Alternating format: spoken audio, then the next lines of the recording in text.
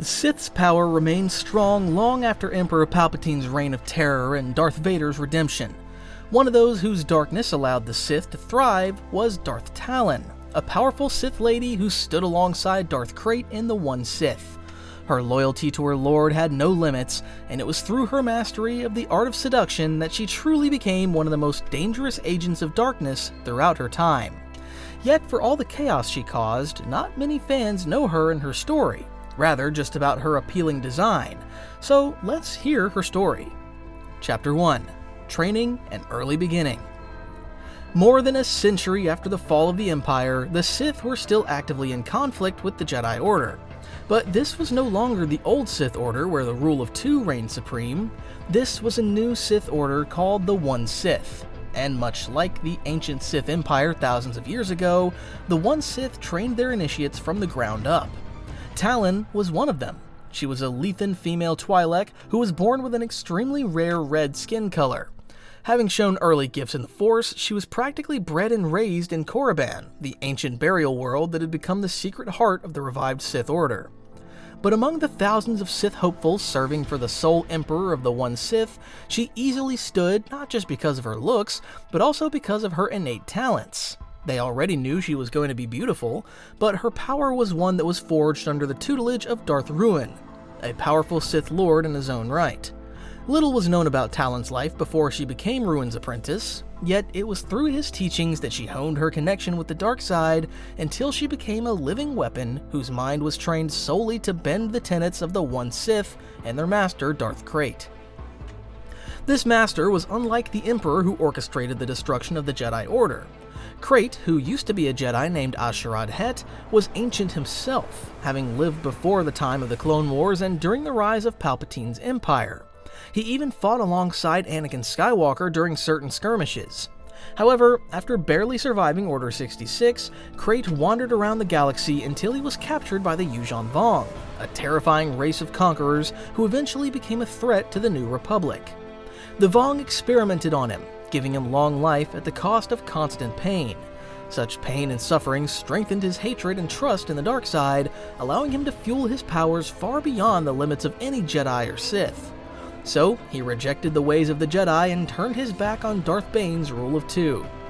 On Korriban, he found Zoshan's Sith holocron, which he used to hone his knowledge in the dark side. He didn't have a true master. After all, there were no Sith Lords left to teach him. Despite that, he proclaimed himself a Sith Lord after mastering the dark side from the holocron. Krayt's experiences with the Republic, the Clone Wars, the Empire, and the Yuuzhan Vong made him realize one thing: that the galaxy needed one singular will to make it strong again. In effect, he instituted the Rule of One. This didn't mean there should only be one Sith Lord. In fact, Krayt's rule allowed the existence of countless Sith Lords, but all of them were inferior to one Sith Master, Krayt himself. As Luke Skywalker reformed the new Jedi Order during the time of the New Republic, believing the Sith was now extinct, Krayt mustered his forces on the ancient world of Korriban, which used to be the Sith Empire's seat of power. But while Krayt founded this new Sith Order 27 years after the Battle of Yavin, it remained dormant for decades.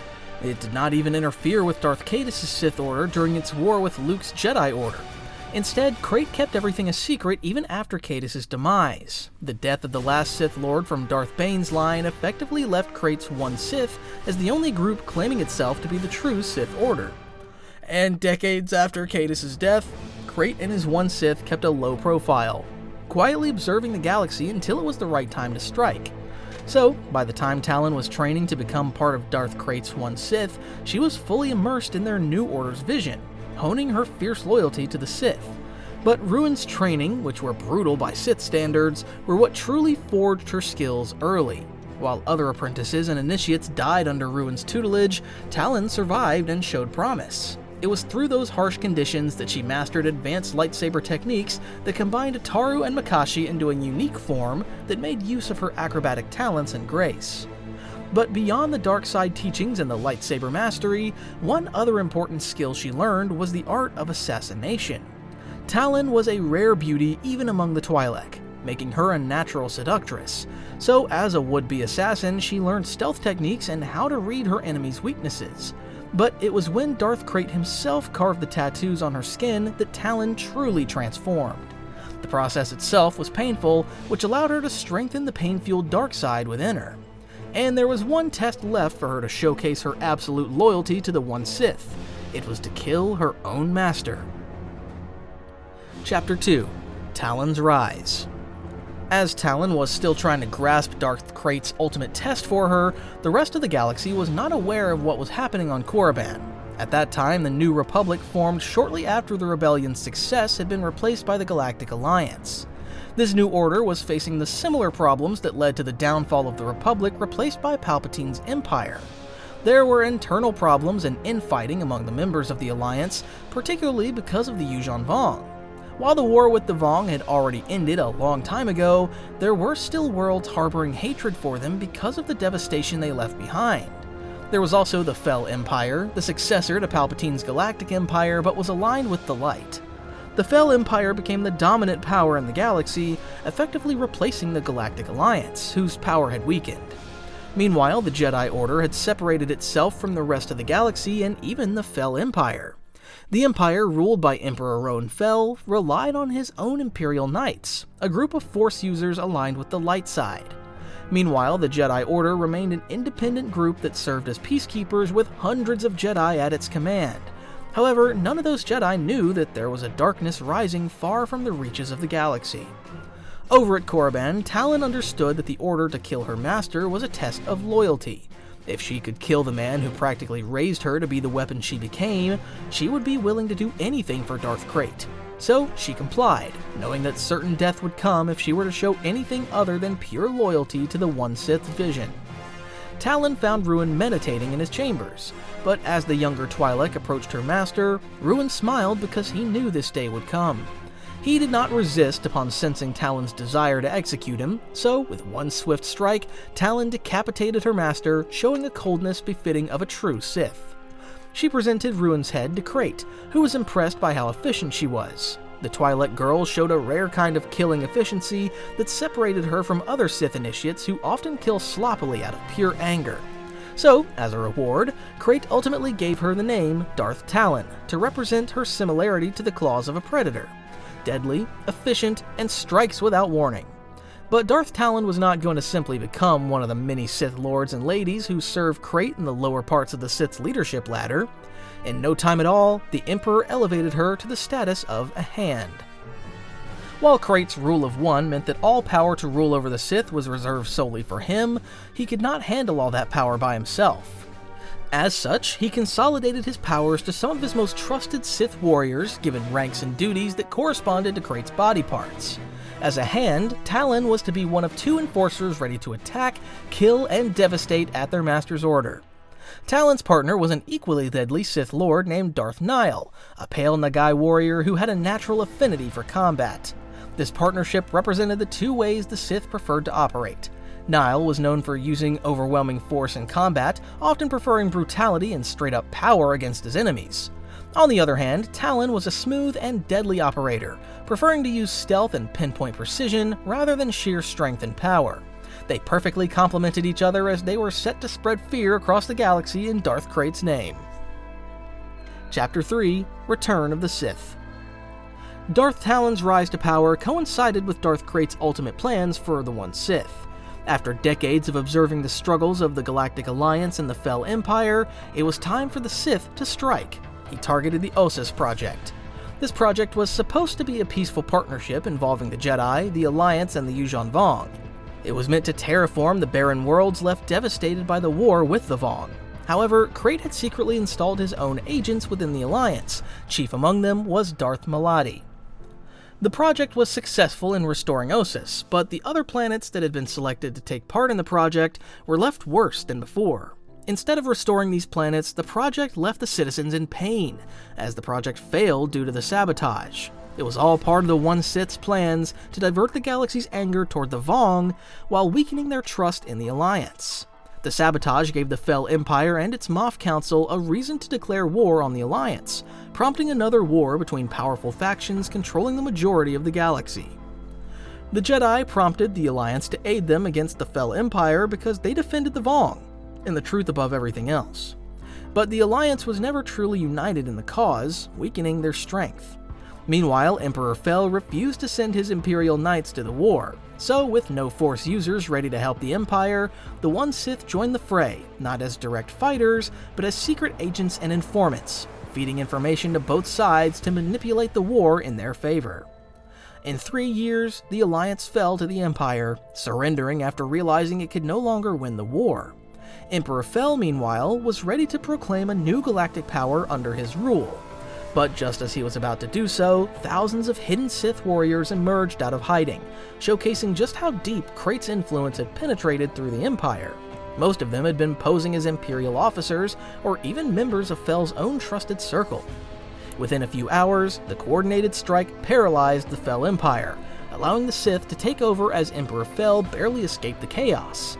As the One Sith was now back in power, the only thing left to do was to finally destroy the Jedi Order, which refused to surrender itself to the Empire after Coruscant fell. That was when another coordinated strike happened.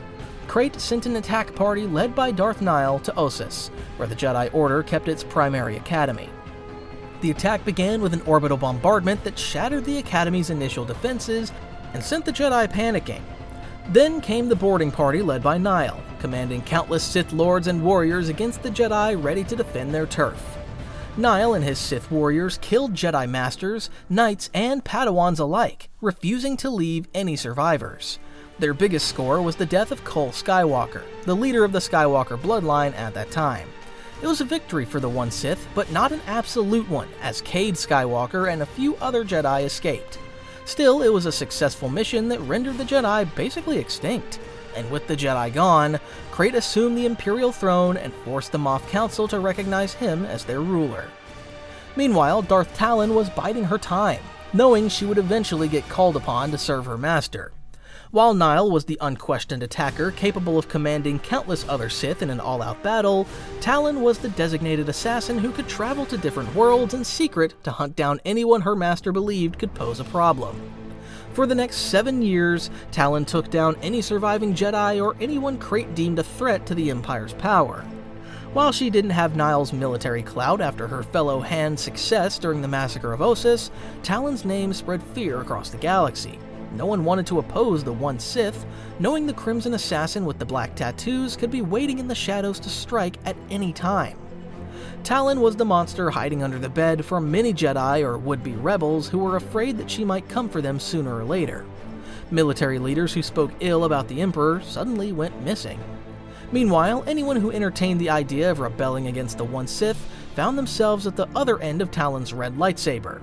She was the assassin essential to Krayt's plan to stay in power. While Nihil went to battle with armies and other groups ready to oppose Krayt, Talon killed threats before they became cancerous to the New Order. But there was one big problem for Krayt and the One Sith. With Roan Fel still alive after escaping Coruscant during Krayt's attack, the threat of an imminent attack from the deposed Fel Emperor was still very much a possibility.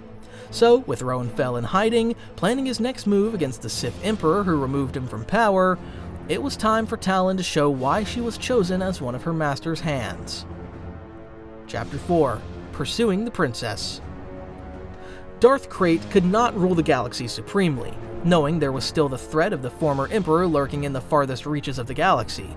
But his intelligence network, built through decades of planning and scheming, was vast and efficient. So, 7 years after the rise of the Sith Empire, Krayt's spies finally found a lead. They had located Princess Marasiah Fel, daughter of the deposed Roan Fel. She was hiding in the desert world of Socorro, far from an ideal dwelling place for a princess, but was perfect for a royal in hiding. Krayt wanted to capture her alive to use her as bait to force her father to come out of hiding. The only one perfect for the job was Darth Talon herself. Socorro was a smuggler's haven, where nothing spoke louder than credits. However, despite being a hideout for the scum of the galaxy, the planet had an Imperial diplomatic compound reserved for anyone loyal to the Fel but were hiding from the Sith. The princess was one of those people, but she was not going to be an easy target for any Sith, for she was under the protection of Imperial Knight Elk Vedder, a powerful defender trained to combat Force users. Unfortunately for her, Talon was no ordinary Force user, for she had more tricks than any other Sith. So instead of a head-on strike, Talon used the cover of nightfall and the Force to mask her presence, passing through security without any trouble. But there was also a psychological factor that made her mission devastatingly successful.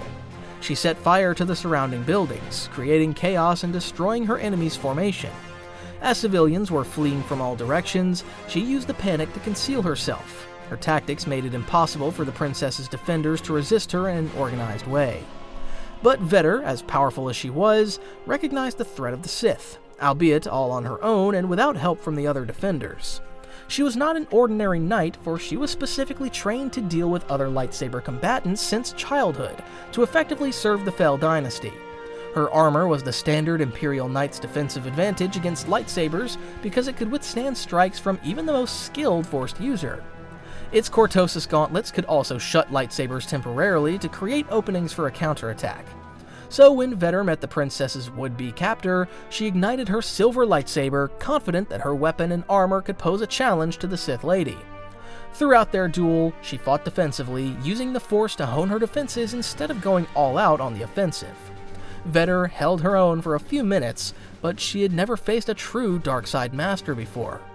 Talon's use of the Ataru acrobatic form allowed her to slip by the knight's defenses. Meanwhile, Makashi, which uses pinpoint precision strikes, allowed her to find holes in Vetter's stance, eventually severing the knight's sword hand.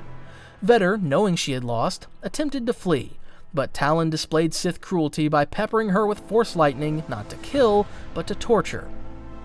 Throughout the painful punishment, Talon used the dark side to extract information from Vetter's mind. As she extracted all the knowledge she needed from the knight, Talon used a final burst of lightning that effectively killed the defender. However, based on the information she extracted, Talon learned that the princess had escaped the planet with the aid of a smuggling crew operating a freighter Mynock.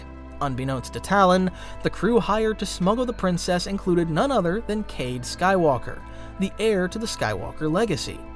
At that time, Cade had almost severed his connection to the Force.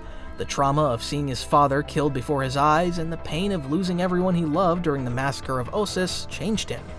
In his attempt to hide his power and to stay away from the affairs of the Sith, he became a smuggler, using death sticks as a coping mechanism for all problems. But the Force had a plan for him, and it drew him back to the conflict between the Jedi and the Sith by putting him right in Darth Talon's path. Not wanting to fail her mission, Talon decided to pursue the princess rather than returning to Coruscant to a disappointed emperor. Her investigation revealed that Cade and his crew fled toward Vendaxa, a fertile jungle world in the expansion region of the galaxy. This time, she was not alone. Talon assembled a small strike team composed of her fellow hand Darth Nihil and a few other Sith warriors. Chapter 5. Encountering Cade Skywalker. Darth Talon knew her target and destination, but while she was determined to follow the princess to Vendaxa, what she didn't know was the fact that there was a Skywalker involved. But because the Mynock was damaged in its escape from Socorro, Cade and the rest of the ship's crew had to make emergency repairs on this forest planet.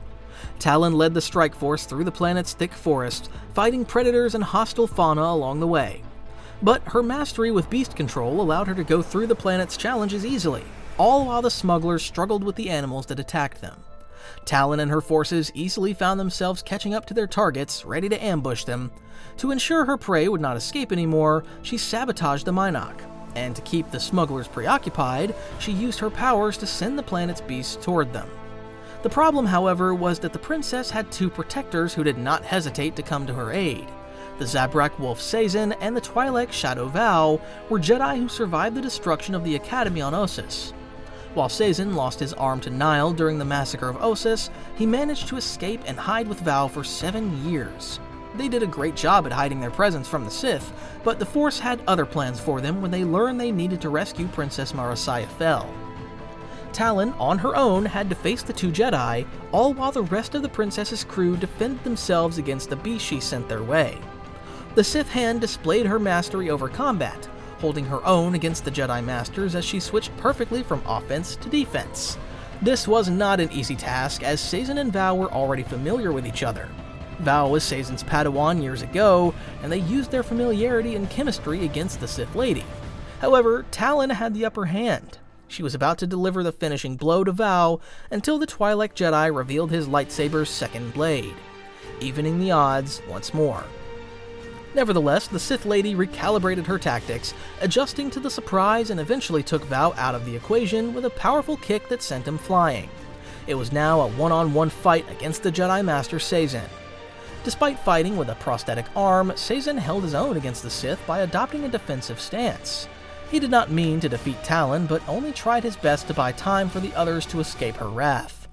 But the one Sith trained Talon to destroy Jedi defenses. Her combination of Ataru and Makashi were deadly enough to find openings in the toughest defensive stances. As she created a slight opening, Talon blasted the Jedi with Force Lightning before Sazin could block it. The Jedi Master was now incapacitated, about to lose his life when he dropped down to his knees. Talon was ready to end the encounter right then and there, until Princess Marasiah herself entered the fight.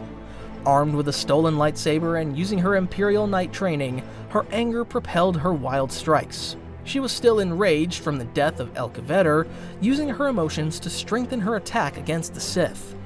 But Talon had faced tougher and stronger strikes before, especially during her training on Korriban. She deflected the princess's attacks masterfully until Shadow Val returned to the fight. Still, this was not enough to defeat Talon. Then, an unlikely hero emerged to change the course of the fight. Cade Skywalker had previously told Wolf Sazin that he had turned his back on the Jedi and the Force. Sazin recognized him, believing he could help save the galaxy from the Sith, but the secretive Skywalker heir did not want anything to do with him. So, during Talon's attack, he was preoccupied with fighting the other Sith warriors, focusing more on defending himself and his payday. But when he saw Talon blasting Sazin with Force Lightning, the dormant Jedi side within Cade surfaced.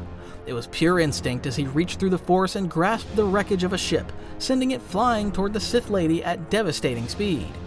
While Talon sensed the attack, it was too late for her to fully defend herself against the ship hull that weighed several tons. The wreckage broke her attack against the Jedi and buried her, leaving her with broken ribs, but she survived, easily recovering on her own. Talon used her own power to free herself from the wreckage, but by the time she had regained her composure, the princess and her protectors had already fled, surviving the wrath of the Sith. Still, Talon and her Sith allies gave chase. Not too long after, Imperial Knights Antares Draco and Ganner Krieg arrived on Vendaxa in an unauthorized attempt to rescue their princes. The fighting with the Sith resumed, with Talon and Nile holding their own against the combined forces of the bounty hunters, Jedi, and Imperial Knights. But Cade intervened once more, using the Mynock as their last resort to flee from their enemies.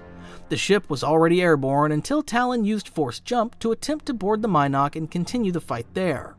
However, Draco was ready for her. He used a massive Force push that sent the Sith flying back to the ground.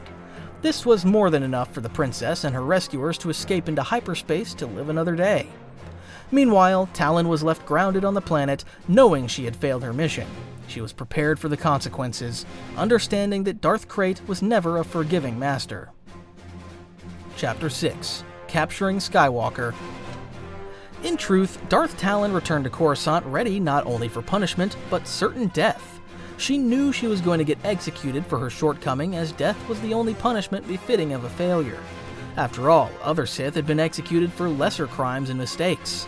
She delivered her report to the Emperor, including the details of her investigation regarding the smuggler who was incredibly powerful in the Force. On Vendaxa, she had no idea who this mysterious Force user was, but her spies had told her that this man was Cade Skywalker. So, as she told her master the facts behind their failure and her investigations, Talon realized she had escaped certain death. The detail about Cade Skywalker, the very reason the princess escaped Talon, intrigued Krayt, tickling the Sith Lord's interests. Having seen the rise and fall of Anakin Skywalker, the reign of terror of Darth Vader, and the emergence of Luke Skywalker's new Jedi Order, Krayt was obsessed with the Skywalker bloodline. Though he was powerful himself, Krayt knew that the Skywalker bloodline always produced beings with immense potential in the Force. Though Cole Skywalker did indeed fall during the massacre of Ossus, Krayt understood that a Skywalker trained properly in the ways of the Force was always going to be more formidable than any other being. But a Skywalker honed in the dark side would be an entirely different type of power, one that had the potential to become a weapon when used right. On one hand, Krayt knew that Cade, when trained in the ways of the dark side, could potentially depose him from his throne, But on the other hand, he also knew that pulling the last surviving Skywalker to the Sith would destroy all hope among the Jedi and those who still resisted the Sith. It was a gamble the Dark Lord was willing to take. More importantly, he also believed that a Skywalker who had fully unlocked the ways of the dark side could be his salvation. While Krayt had been given a longer lifespan by the experiments conducted on him by the Yuuzhan Vong decades ago, his condition had begun to deteriorate as the Vong implants were slowly killing him. He was not immortal, after all, and all Sith Lords wished to be immortal so that they could rule the galaxy forever. So if he could unlock Cade's full potential, he could very well extend his own lifespan or even grant himself immortality. Securing Skywalker had now become more important than chasing Princess Fel. Cade had become the One Sith's new priority. Thus, Talon's orders changed. She now had to focus all her resources on capturing Cade Skywalker alive and undamaged in the hopes of giving him to Krayt, who would turn him over to the dark side. This young Skywalker was to be the Sith's ultimate weapon as far as the Dark Lord was concerned. The Sith Empire poured all its efforts into tracking Cade Skywalker. The Fel dynasty immediately turned into an afterthought as the Sith's intelligence network turned every stone to track Cade's movements. But 7 years of running away from his destiny allowed Skywalker to master the art of keeping a low profile. He remained elusive, using his skills as a smuggler to stay one step ahead of his pursuers. But the Sith eventually understood that the best way to capture a Skywalker was not to chase him. Since Anakin, Skywalkers were both blessed and cursed by compassion and attachment. Their innate will to protect their allies and friends have been both a strength and a weakness to this family. Anakin fell to the dark side because of his love for Padme Amidala. Meanwhile, Luke almost lost his life when Vader used his friends to set a trap for him. In other words, history had taught the Sith a lesson on how to best capture a Skywalker. To that end, they used the Bothan Jedi Hosk Trailis, a survivor of Ossus. This Jedi was no ordinary Force user. He was known for his healing powers and for tending to refugees from the war. However, he had been previously given up to the Sith by none other than Cade Skywalker and his band of bounty hunters before the former Jedi decided to try to rekindle his connection with the Force. The Sith tortured Trailis, with Darth Malady leading the endeavor. He could no longer endure the pain and eventually told the Sith everything he knew about Cade, including his Force abilities. Meanwhile, Cade was on Ossus to try to complete his training. The young Skywalker had a vision of Luke during one of his meditations. The legendary Skywalker told him what the Sith was doing to Hosk and that it was Cade's duty to make things right, because he was the one responsible for giving Trailis to the One Sith. Meanwhile, over at Coruscant, Krayt and the other Sith understood that a true Jedi like Cade would have enough compassion to override his need to survive. True enough, Cade left Ossus despite not having completed his training so that he could travel to Coruscant to rescue the captured Jedi. Meanwhile, Darth Talon was there to spring the trap set for the runaway Skywalker. Cade managed to slip past security seemingly too easily, as he made his way to Hosk's location as a smuggler who delivered captured Jedi.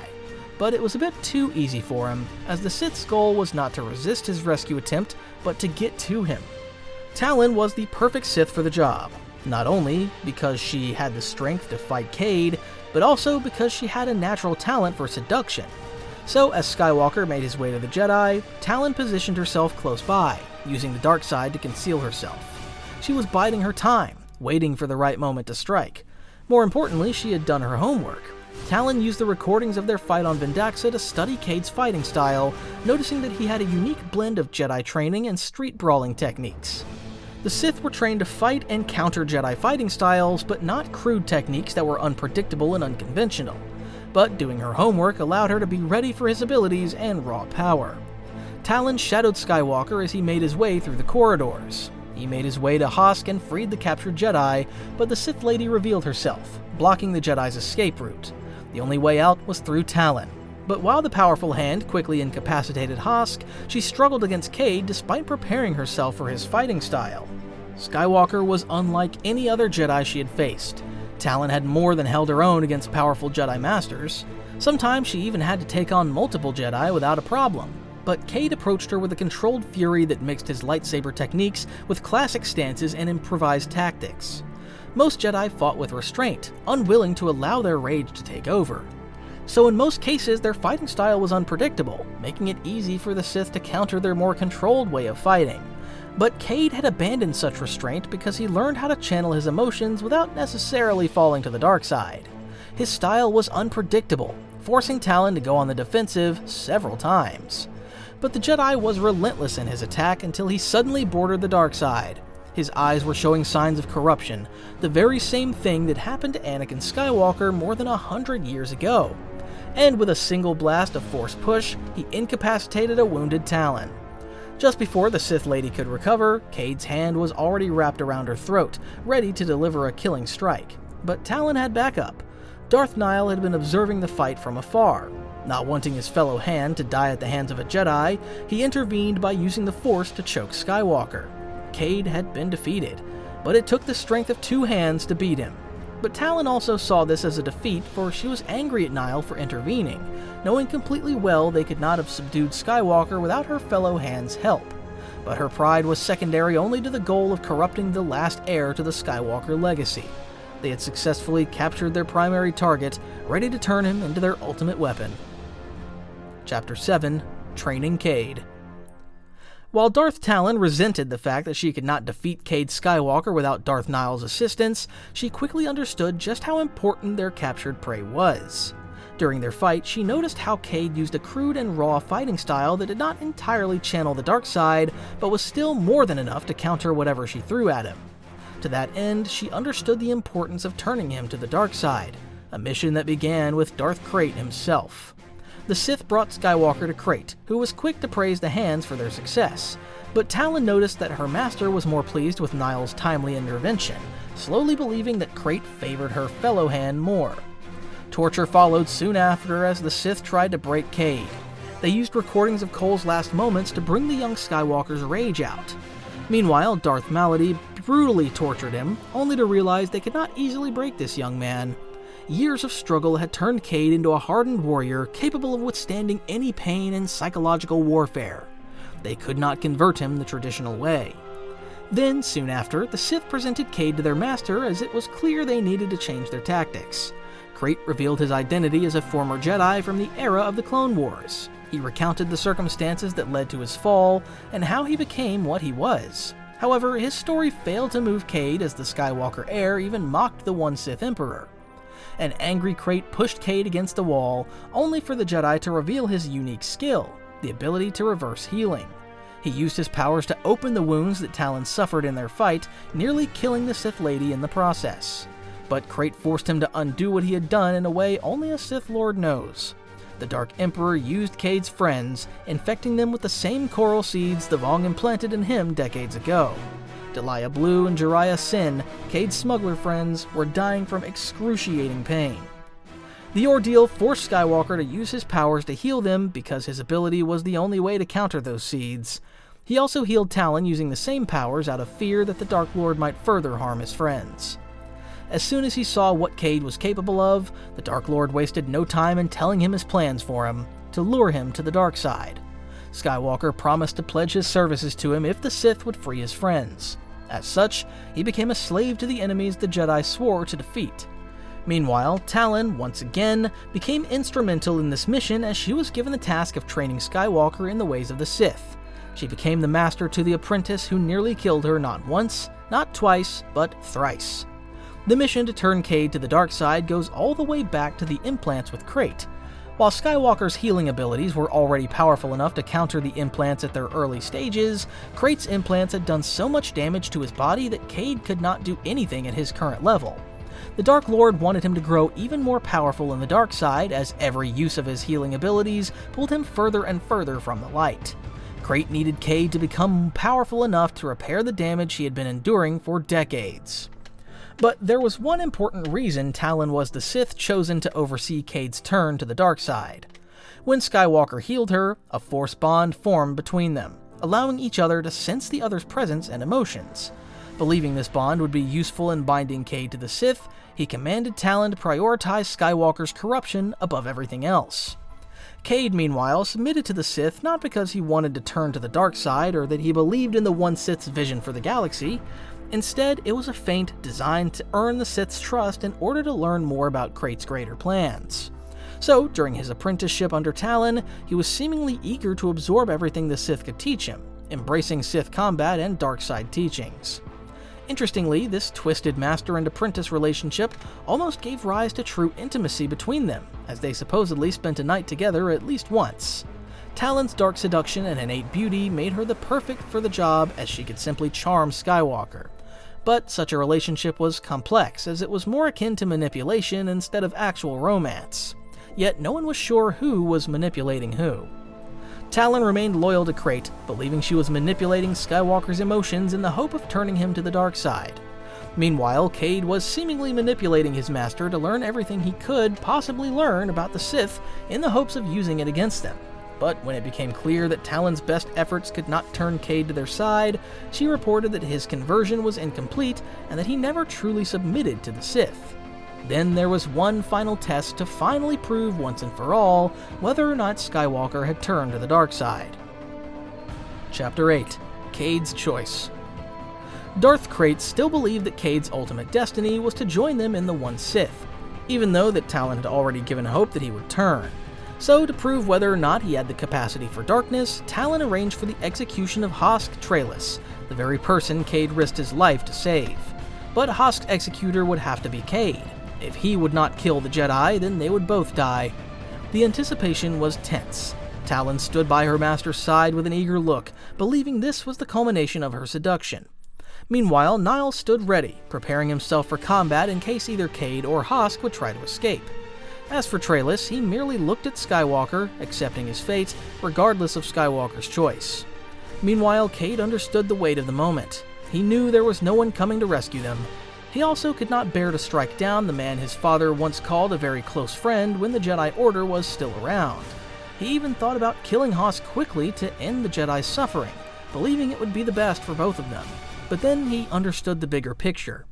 Cade, however, understood that the Sith Lord would not kill him because he had learned that his powers were the very reason Krayt wanted him to turn to the dark side. He understood that this enemy would not risk losing the only way he could return to full power and potentially live and rule forever. So, Cade refused to execute Hosk. Angry at such rejection, Krayt killed the Jedi himself. The act caused the reaction he wanted from Cade, as Skywalker channeled his inner darkness, about to turn into the very weapon Krayt wanted him to become. "You see," Krayt said, "your hesitation changed nothing. The Jedi is dead, and his suffering was prolonged by your weakness." But just as Cade was about to release his darkness, a familiar face appeared. It was not a last-minute savior ready to turn the tide. Instead, it was the ghost of Cole Skywalker, standing before his son. This was not an ordinary Force ghost because Cole looked exactly as he did when he was alive, even bearing the same wounds he suffered before his death at Ossus. Cade stared at his father with the same look of disbelief that the Sith had on their faces. No one could believe what was happening before them, including Darth Krayt and his hands. Cole did not even need to utter a single word, for his presence alone was all it took to send a clear message, that Cade was a Jedi and a Skywalker. Seeing his father appearing before him just before he was about to turn to the dark was more than enough for Cade to remember who he was. Whatever darkness had built up within the younger Skywalker suddenly disappeared and gave room for the light to grow. Knowing what he needed to do, Cade reached out with his hand from across the room. He knew that Krayt had kept his father's lightsaber as a trophy. So, with clarity and purpose, Skywalker summoned Cole's lightsaber and ignited the blue blade, ready to engage the Sith in combat. Out of sheer anger, Krayt struck by sending a barrage of Force lightning toward the renewed Cole Skywalker. But the Jedi intercepted the attack, using his lightsaber and mastery of the Force to absorb the attack, essentially rendering the Sith Lord's power useless. Then Darth Talon struck, understanding that she needed to kill her apprentice right then and there after failing to convert him to the dark side. But Talon lost to Cade once more as she was impaled in the abdomen without even giving a good chance at landing an attack on her former apprentice. The Sith Lady was rendered incapacitated the entire time, unable to prevent Skywalker from escaping. Meanwhile, Skywalker used the confusion to escape, fighting his way through numerous Sith warriors as he made his way to the top of the temple. Then there was one final obstacle. Darth Nihil was ready to cut off his escape. But instead of seeking revenge against the man who killed his father 7 years ago, Cade briefly dueled with him and cut his sword arm. Then he used a massive Force push to incapacitate the hand, opening the way for his escape. Eventually, Cade's friends, Delia and Jiraiya, appeared together with a familiar face to rescue him. The sacrifice paid off for Cade as his submission to the Sith bought the freedom for his friends and ultimately his own freedom. His crew had made contact with Morrigan Cord, Cade's mother, shortly after they were released by the One Sith. Together they came up with a plan to use the Mynock to rescue Cade from Krayt and the rest of the Sith.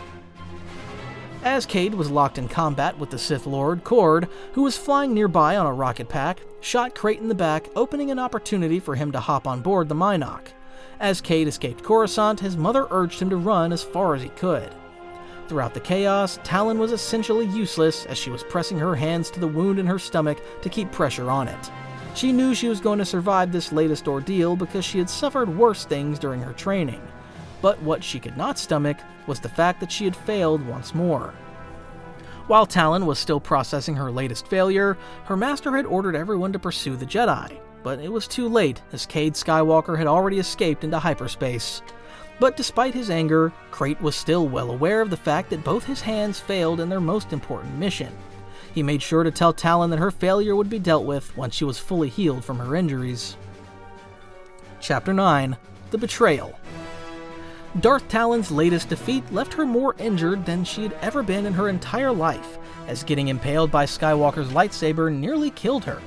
As such, the ordeal required her to spend time in a Bacta tank, recovering steadily as the Sith recalibrated their approach, especially with both Talon and Darth Nihil suffering grave injuries.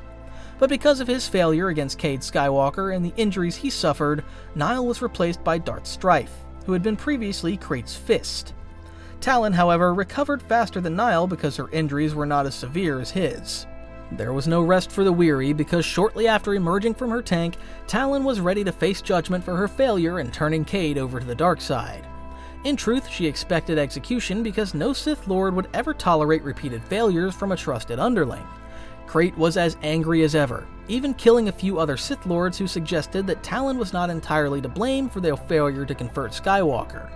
He even contemplated killing Talon as well. However, the situation throughout the greater galaxy influenced Krayt's decision. Cade Skywalker's bold escape from the Sith and footage of him wielding his father's lightsaber strengthened the galaxy's resolve against their oppressive rulers. Resistance movements were emboldened to renew the fight against the Sith. Meanwhile, the deposed Roan Fel's forces also began to believe they could resist their enemies and take over the Empire once more. There were also Jedi survivors who finally came out of hiding to strike at the Sith Empire's forces.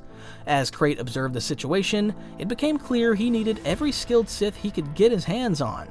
Talon's execution would have only weakened their hold on the galaxy, as she was still one of his most powerful underlings. Realizing Talon still had stealth and espionage skills no other Sith Lord possessed, Krayt assigned her to hunt down resistance cells. As she ruthlessly hunted down her master's enemies, the Force bond between her and Skywalker often manifested itself. She would sometimes see visions of her former apprentice, but could not quite work out his location. This connection, however, was neither intimate nor sentimental. For Talon, it only served as a way to hunt Skywalker down. However, when word of Skywalker's latest location reached the Sith, Talon joined her master and Strife to the ancient mystic planet of Hadabadan, a world quite possibly linked to the Jedi Order's origins. They finally found their target on that planet, and Talon wasted no time engaging Cade Skywalker in a duel. But it was all a trap set by Cade, the Jedi Celeste Morn, and their allies to lure their enemies and defeat them right then and there. The duel between Talon and Cade was fierce, with the Sith Lady taunting the Jedi that he was closer to the dark side than he thought.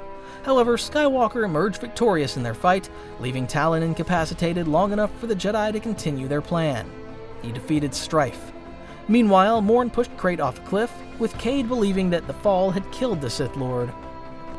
Krayt survived the fall. However, the fight with the Jedi and his injuries had weakened him to a point where he was vulnerable. True to the Sith's nature, Darth Warlock was ready to pounce on the man he once called his master. Warlock was widely regarded as the one Sith's second in command, possessing power and knowledge that was rivaled only by Krayt himself. But the most powerful Sith Lords could never be content with being second. After all, they crave power and control above everything else. In Warlock's case, he had simply been waiting for the perfect time to betray his master. With Krayt as his most vulnerable state, Warlock blasted him with Force Lightning, killing the Sith Emperor. However, he told the one Sith a different story. He used his powers over the dark side to manipulate Krayt's heart while telling the rest of the Empire that their master had finally succumbed to the Yuuzhan Vong implants that had been killing him slowly. The Sith bought the story, and Warlock was quick to assume the throne. Talon, who had pledged her undying loyalty to Krayt long ago, was now forced to serve a different master. Chapter 10. Krayt Reborn. There was now a different order within the Sith. The One Sith, which relied heavily on one supreme Sith Lord delegating powers to his underlings, was on the verge of collapse because of Krayt's death. Darth Warlock, as powerful as he was, struggled to maintain order within the Empire because not every Sith Lord bowed down to his rule, with some suddenly disappearing soon after he assumed the throne. Meanwhile, Darth Talon was now in a precarious position because her authority within the Empire stemmed directly from her status as Krayt's hand. The title now meant nothing because Krayt was gone. Warlock offered the same role to her if she were to swear loyalty to him. Initially, Talon did so because she still served the One Sith, but because Warlock sensed hesitation within the hand, he gave her a different task, one that kept her at an arm's length away from him. She was to stand guard over Darth Krayt's tomb and ordered to let no one in under any circumstances. Her loyalty to Krayt strengthened her resolve in her new mission, ensuring not even the Sith had access to her fallen master's body. Darth Nihil, however, was a skeptic. He had received a vision from Krayt himself, telling him that he was still alive. Darth Malady, meanwhile, convinced him to go to Krayt's tomb. At first, Talon's loyalty to the One Sith kept Nihil from accessing the tomb, but her loyalty to Krayt ultimately won her over as she could not skip on the chance to, once again, serve her true master if ever indeed he was still alive. Shockingly, they both discovered that Krayt's body was not there, only his armor remained. This reinforced their belief that their true master was still alive, and that Warlock was nothing more than just a mere pretender to the Sith throne. Together, the two former hands worked to try to uncover the truth behind their master's death and to expose Warlock's treachery. After all, they were both deeply loyal to Krayt. Talon herself swore absolute fealty to the fallen Sith Lord and wished nothing but to see him back on the throne of power. To that end, Talon used her stealth skills to mysteriously vanish from the Sith Temple on Coruscant. Not even Nihil knew where she disappeared to. In truth, she traveled to the Sith's ancient homeworld of Korriban, which used to be the One Sith's seat of power before taking over the galaxy. Talon ventured deep into Korriban's tombs to find her master alive and well. Krayt did not waste time in telling his most loyal hand that he had resurrected himself through the dark side, and that his rebirth had begun. Meanwhile, Nihil eventually found Talon, believing she had betrayed the Empire. He attacked the hand, only to be surprised by the intervention of his former master. Nihil understood that there was something darker and deeper going on, so he and Talon followed Krayt deeper into Korriban's tomb to discover that the Sith Lord had been breeding a new type of Sith trooper, completely loyal to him and devoid of any free will. These warriors were to be the Sith's new fighting force in the war to come. But first, there was the issue of the Pretender. Krayt then used his power to infuse his will into the dark side. Everyone who had touched the dark side of the Force were told by the Sith Lord that he had returned and that he was ready to reclaim his power. Talon accompanied her master, Nihil, and two of Krayt's Sith troopers back to Coruscant to reclaim the throne. They cut their way through Warlock's Sith loyalists until Krayt reached the traitor. While Talon and Nihil dueled anyone who threatened their master's return to power, Krayt went one-on-one with Warlock, eventually destroying the usurper. Darth Krayt was now back in power, and Talon once again served by his side as his hand. Chapter 11. Hunting the Jedi. Darth Warlock's betrayal proved to be an unnecessary distraction, as it not only took their attention away from the Jedi Order, but also allowed Skywalker and the other Jedi to muster up their forces for the war. So by the time Darth Krayt returned to power, he did not know where to start or how to find the Jedi. That was when Talon's gifts were once again invaluable. She worked together with Darth Havoc, a former Imperial Knight, to try to break the captured Imperial Knight Antares Draco. They created a Force illusion that messed with Draco's mind. Then, to make the illusion more convincing, Havoc projected an illusion onto Talon to make her look like Princess Marasiah Fel. Talon's acting skills paid off, as her skills in deception allowed her to convince Draco she was actually the princess. Havoc made the illusion more convincing by threatening Draco to kill the disguised Talon if he did not tell them any valuable information. With that, Draco finally broke and told them of a Jedi hidden temple on Tavis. As Havoc continued to torture Draco and eventually froze him in carbonite, Talon quickly left to report to her master that they now had a solid lead. Upon learning of the hidden Jedi temple, Krayt understood what he needed to do. This was the biggest concentration of Jedi since the massacre of Ossus.